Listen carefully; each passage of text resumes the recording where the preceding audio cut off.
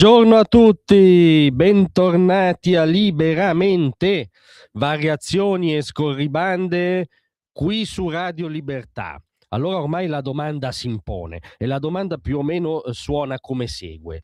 Scusate, ma la magistratura, o meglio, la parte ideologizzata di essa, la parte magari minoritaria nei numeri, ma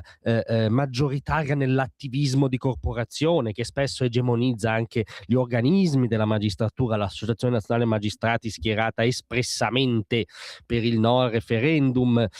hanno deciso che la battaglia referendaria, la battaglia sulla giustizia è anche una battaglia sull'immigrazione clandestina e sull'ideologia che ne sta al fondo, cioè l'immigrazionismo acritico, che è cosa ben diversa, lo ricordiamo sempre, ma perché è importante, dall'immigrazione fisiologica che connota la società contemporanea, dalla necessità di civiltà, di tenere aperti i canali per il diritto d'asilo, per i veri perseguitati,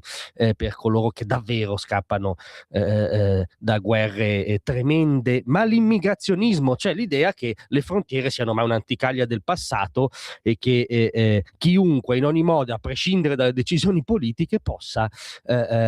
entrare nei nostri confini. Beh, sembra che sia proprio così, perché facciamo un riepilogo velocissimo della cronaca recente. C'è stato il caso in questi giorni, clamoroso ovviamente, del risarcimento alla Sea-Watch per il fermo amministrativo del 2019, dopo che la capitana Carola Rackete aveva forzato un blocco figlio di una decisione politica sovrana, speronando motovedette della Guardia di Finanza e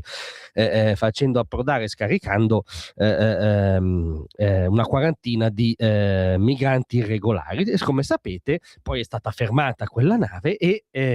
dei giudici hanno deciso che la Sea-Watch, guidata allora dalla capitana, va risarcita con 76.000 euro nostri più spese legali. Questo avveniva a Palermo, ma nelle stesse ore il Tribunale Civile di Catania disponeva un altro annullamento di un altro fermo di un'altra nave della flotta della Sea-Watch,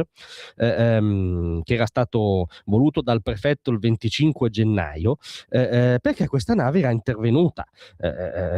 caricando un carico di migranti in acque libiche senza neanche concordare con le autorità libiche quell'azione, cioè prestandosi de facto, non vogliamo fare i complottisti, ma a quello che è il traffico clandestino di esseri umani. Rimosso anche questo fermo. Tra l'altro anche a Genova il Tribunale Civile ha annullato una sanzione inflitta alla Geo Barents nel settembre 2024 per motivi analoghi. C'è poi stato il caso surrealista, neanche surreale, dell'algerino che aveva accumulato 23 condanne, è un numero imprecisato di espulsioni, ma tutte rimaste ovviamente sulla carta, perché poi il pachiderma burocratico, no, arresta tutto, ahimè, spesso in Italia. Alla fine era stato mandato in un CPR in Albania, di quelli famosi in Albania.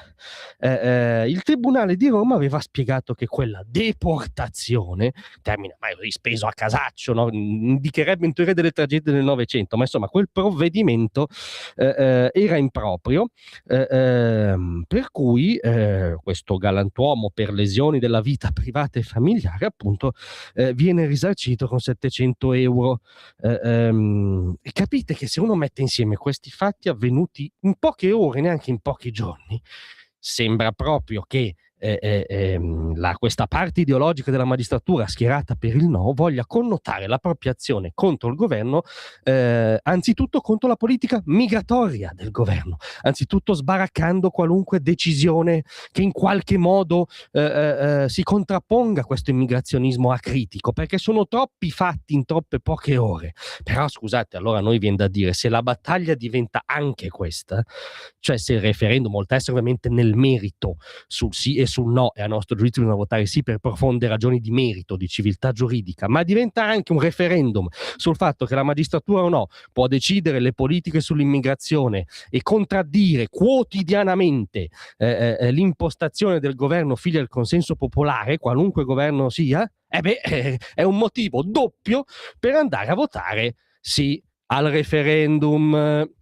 Grazie a tutti, ma rimanete con noi perché sta arrivando la nostra intervista settimanale. Vi aspetto.